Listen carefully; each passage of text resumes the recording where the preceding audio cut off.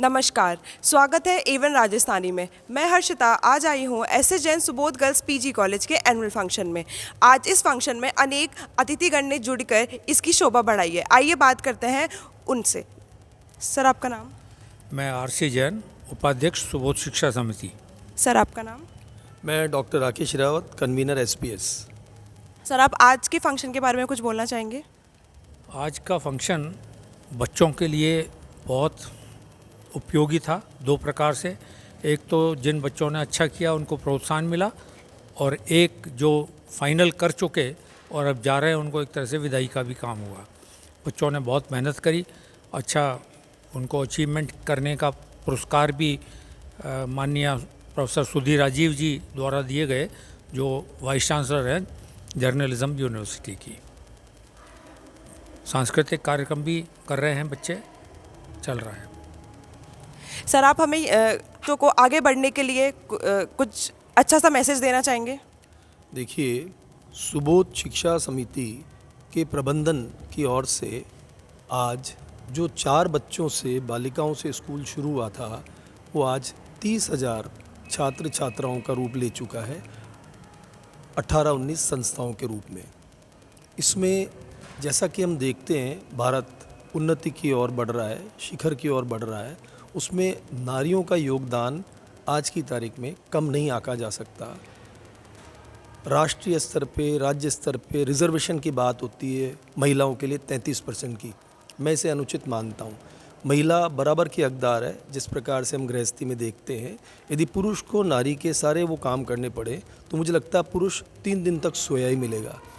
हम एक काम करते हैं जिसमें मूल रूप से अर्थार्जन यानी कि धन कमाना होता है, जबकि नारियां 40 काम करती हैं। दूसरे, मेरा ये मानना है कि नारी देहरी का वो दीपक है जो 2 नहीं 3 जगहों को रोशन करती है।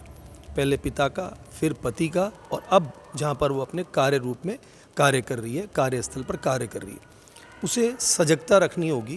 तो इस हेतु से हर संस्था, हर व्यक्ति और हर ऑफिस को, एक नारी को ये मालूम होना चाहिए कि मेरे राइट्स क्या हैं। ड्यूटीज़ का सेंस और ड्यूटी सेंस तो सब उसमें जगह देते हैं, पर नारी को अक्सर ये राइट्स मालूम नहीं होते। जैसे कि महिला उत्थान के लिए क्या क्या सरकार कल्याणकारी योजनाएं, अगर उत्पीड़न की बात हो तो मेरा पहला फोरम एड्रेसल का कहाँ है, क्या है, कैसे मुझे बढ़ना है। सो इस तरह की छोटी छोटी बातें अगर हम सार्वभौमिक रूप से देखें तो इन सिद्धांतों को, इन जानकारियों को एक छोटी सी बुकलेट के रूप में प्रतिपादित कर सकते हैं, जो राइट फ्रॉम जो बच्ची हमारी 8वीं क्लास से और फिर फाइनली सब कुछ ग्रेजुएट, पोस्ट ग्रेजुएट बनकर बाहर जाएगी इस संसार में, जहाँ पर खुला संसार है, खुली प्रतिस्पर्धा है, तो वो अचानक से इस चकाचौंध को लेके, क्योंकि लड़कों का, पुरुषों का एक्सपोजर आउटर वर्ल्ड में ज़्यादा होता है और इनर वर्ल्ड में कम होता है। महिला अपनी रसोई और घर सबको संभाल सकती है, तो भला समाज को, राष्ट्र को और राज्य को क्यों नहीं संभाल सकती। आज आप देख ही रहे हैं,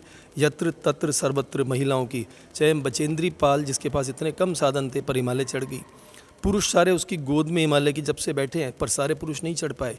तो नारी को सबला के रूप में पहचाना जाना चाहिए, न कि अबला के रूप में। जैसे कि हम 9 मूर्तियों के रूप में आज हम 9 देवियों को पूजते हैं। दूसरा, आज की जो हमारी प्रमुख विशिष्ट अतिथि, मुख्य अतिथि थी प्रोफेसर सुधीर राजीव, जिन्होंने मास कम्युनिकेशन और जर्नलिज्म के यूनिवर्सिटी को देख रही हैं। तो मुझे लगता है आज सोशल मीडिया एक इतना इम्पैक्ट वाला साधन, संचार साधन हो चुका है कि लगभग किसी के पास ये विषय हो चाहे न हो, पर वो प्रभावित या प्रभाव जरूर डाल सकता है। इसलिए हम देखें कि सजगता के साथ जहाँ पर कुछ अच्छा होते हुए देखें उसे शेयर करें, महिला में स्वावलंबन, रोजगार की भावना उत्पन्न हो।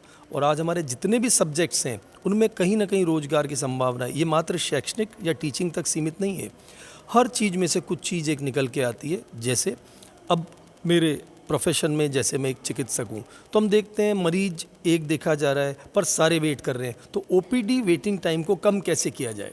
तो हमने नारी के रूप में, वहाँ लड़कियों के रूप में एक स्वास्थ्य प्रदर्शिकाएँ लगाई, जो उनसे पूछती हैं कि क्या दुख है, क्या तकलीफ़ है, क्या पता वो गलत जगह खड़ा हो, उसे दूसरे डॉक्टर के पास जाना हो, क्या पता घरेलू इलाज ही उपलब्ध हो जिसके लिए वो है, मौसम में उपजी हुई बीमारियाँ, क्या सावधानी, डिस्टेंस रख के खड़े हों, इस तरह से है ना, गुड हाइजीन XYZ। तो हर जगह आपके पास एक स्कोप होता है, तो अपने अतिरिक्त समय जो आप कार्य कर रही हैं, एक न एक महिला को अपने आसपास, एक न एक बच्ची को प्रेरित करें शिक्षा के लिए, रोजगार के लिए, ताकि आपको जो ईश्वर ने सामर्थ्य देके भेजा है उसका सदुपयोग हो सके। मैं इतनी बात करके अपनी वाणी को विराम देता हूँ। सुबोध शिक्षा समिति महिलाओं के लिए सदा ही प्रयत्नशील थी। अभी भी अनेक प्रोग्राम चल रहे हैं कामगार महिलाओं के प्रशिक्षण के, और शीघ्र ही समिति एक ऐसा भी कुछ सोचने जा रही है और सोच रही है और कुछ करने जा रही है, ताकि विधवा महिलाओं को, परित्यक्ताओं को एक ऐसा उचित साधन, माध्यम, स्थान मिले जहां वे अपने आप को सुरक्षित महसूस करें। Thank you so much sir for your magical words. तो दोस्तों, इसी तरह की लेटेस्ट अपडेट्स पाने के लिए आप हमारे YouTube चैनल को सब्सक्राइब करें A1 राजस्थानी। और इसके अलावा आप हमें Facebook पे भी सर्च कर सकते हैं राजस्थानी, करें A1 राजस्थानी। वहां जाकर आप हमारे पेज को लाइक कर सकते हैं और वीडियो को शेयर करना ना भूलें।